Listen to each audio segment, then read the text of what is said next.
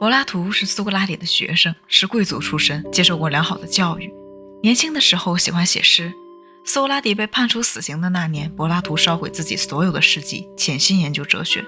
他曾三下意大利西西里岛的叙拉古国实现自己的政治理想，但是都以失败告终。他40岁回到雅典的阿开德米体育场，创办自己的学校。阿开德米就是现在学院的英文单词 academy 的由来。柏拉图学园在欧洲流行了900多年。苏格拉底死后，柏拉图认识到雅典政治出了问题，于是周游列国，想办法拯救雅典文明。柏拉图在他的著作《理想国》里提出他对政治的看法。他认为人的灵魂分为理性、激情和欲望，而一个国家就是一个放大了的人的灵魂。理性对应着的是统治者，统治者应具备的德性是智慧；激情对应着的是保卫者，保卫者应具备的德性是勇敢；欲望对应着的是生产者，生产者应具备的德性是节制。3个阶层各守其责，各自具备应有的德性，这就是一个正义的国家。所以柏拉图主张的4主德就是智慧、勇敢、节制和正义。不仅如此，柏拉图还提出哲学王的理想。他认为，除非哲学家做国王，或者国王成为哲学家，否则一个国家是治理不好的，因为哲学家不会因为一己私欲去统治国家。但是很遗憾，柏拉图的政治理想一直没有实现，反而在哲学上的贡献巨大。柏拉图最有影响力的哲学思想是理念论。理念是从苏格拉底追问什么是正义、什么是美而来的。理念就是万事万物的类概念，概念我们现在也随处可见，不同的是现在的概念是根据具体事物而定义的，而柏拉图认为先有概念，后有具体事物，也就是造物主是根据玫瑰花的理念去创造的玫瑰花，玫瑰花的理念才是最完美的，而现实生活中的玫瑰花总是有各种瑕疵的，是不完美的。所以理念成为我们这个世界的根据和我们要追求的目标。为了强调理念的重要性，柏拉图把理念单独放到一个世界里，也就是说，我们生存的世界和理念世界是2个完全不同的世界。理念世界是最完善、最根本的世界，可感世界只不过是理念世界的投影罢了。既然具体事物和理念是2个世界的，那么怎么说明玫瑰花的理念和玫瑰花之间的关系呢？柏拉图对此有2种解释，一个是分有，一个是模仿。玫瑰花分有和模仿了玫瑰花的理念，任何分有和模仿都不完善。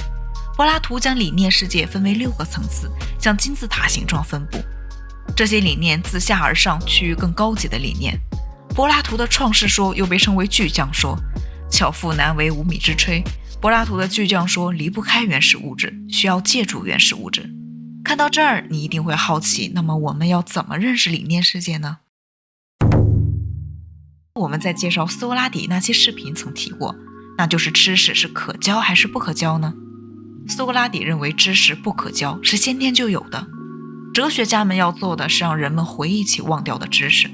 柏拉图继承了苏格拉底的思想，认为人的灵魂是生活在理念世界中的。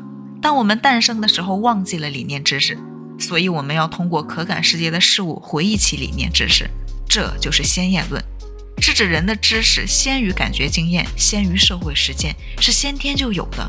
为了更好地说明2个世界，柏拉图引用了3个比喻：太阳之喻、线段之喻和洞穴之喻。太阳之喻就是柏拉图认为可感世界的主宰是太阳，因为有了太阳，万物才能生长，因为有了太阳，我们才能看见世界万物并认识世界万物。理念世界里也有主宰，理念世界的主宰是善，就是上期视频苏格拉底提出的善。善是万物试图达到自身完善所追求的目标。线段之喻就是柏拉图把一条线段分成2个部分，一个部分是可感世界，一个部分是理念世界。可感世界是较低级的知识，分为想象和信念；理念世界是较高级的知识，分为理智和理性。想象是类似的诗或艺术品，是人们通过幻想呈现出来的事物。信念是指我们能看见的所有可感事物，比如动物、植物。理智就是数学，理性就是像哲学这样纯粹的知识。我们可以将可感世界的知识理解为意见，理念世界的知识理解为真理。没错，就是巴门尼德的意见之路和真理之路。线段之语明确地细分了可感世界和理念世界。洞穴之域就是柏拉图在理想国里讲了一个意味深长的故事。他说有一群囚徒从出生开始就被锁在一个洞穴里，他们不能回头，只能面向墙壁。他们身后有一堆火，火光投影出各种各样的影像在墙壁上，囚徒们互相之间看不见，只能看见墙壁上的各种雕像的影子。他们认为墙壁上的影子就是真实的世界。有一天，一个囚徒弄断了锁链，看到了火和假的雕像，然后走出洞穴，看到了太阳、月亮和真实的世界万物。很显然，洞内和洞外是两个世界。柏拉图把洞内比喻可感世界，把洞外比喻理念世界。走出洞穴的囚徒很庆幸自己走了出来，又很怜悯他的囚徒同伴，于是重返洞穴想要救出同伴。但是他的同伴嘲笑他不能适应洞穴里的黑暗，不信他说的话，甚至要处死他。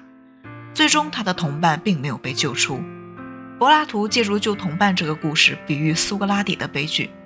他把逃出来的囚徒比喻哲学家，他认为哲学家是带领人们走出洞穴的人。柏拉图早期为了维护理念的纯洁性，他主张理念和理念之间没有关系，是完全独立的个体。但是发现有很多问题没有办法解决，于是他的晚年思想提出通种论，认为部分理念和理念之间是可相容的。不止理念和理念之间，柏拉图还讨论了一与多、动与静之间存在的联系，使这些哲学范畴融会贯通，促进了辩证法。理念论存在着很多困境，第一个困境就是分有问题。柏拉图认为杯子分有和模仿了杯子的理念，那么事物是分有理念的整体还是部分呢？如果分有整体，那么世界上有多少种杯子，就有多少种杯子的理念，理念就不是统一的。如果分有理念的部分，那么理念仍然不是统一的。总而言之，分有和模仿完全是感性的说法，不是逻辑推理出来的。第二个困境就是恶有理念吗？柏拉图理念论的知识架构以善为主导，带有浓重的伦理色彩，那么恶的东西有没有理念呢？这个问题也成为基督教里的重要问题，那就是上帝创造的世界为什么有恶？上帝应该创造一个完美的世界啊。第三个困境是事物和理念之间有没有相似性呢？分有只能说明事物和事物之间的相似性，不能说明事物和理念之间有相似性。如果花与花的理念之间有相似性，就要有第三者来证明它。第四个困境是分离问题，这个问题是柏拉图的学生亚里士多德提出来并批评柏拉图的。柏拉图将可感世界与理念世界分开会造成两个麻烦，一个是我们如何认识理念世界，另一个是理念世界是怎样对可感世界产生作用的。亚里士多德认为事物与理念是融于一体的。亚里士多德曾说过一句名言：吾爱吾师，吾更爱真理。尽管理念论存在着很多问题，但是现代著名数学家、哲学家怀海特说过，整个西方哲学史就是对柏拉图对话录的注脚，足以说明柏拉图对西方哲学影响之大。晚年的柏拉图其实已经意识到这些问题了，但是他仍然坚持，因为他要给知识提供根据，他要与智者学派做斗争。柏拉图很尊重他的老师苏格拉底，大部分对话篇都以苏格拉底为主角叙述思想。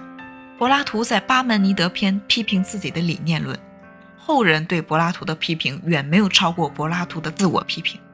不仅如此，中世纪的教父哲学主要也是受到柏拉图思想的影响。除了柏拉图的思想，柏拉图是爱情也是耳熟能详的。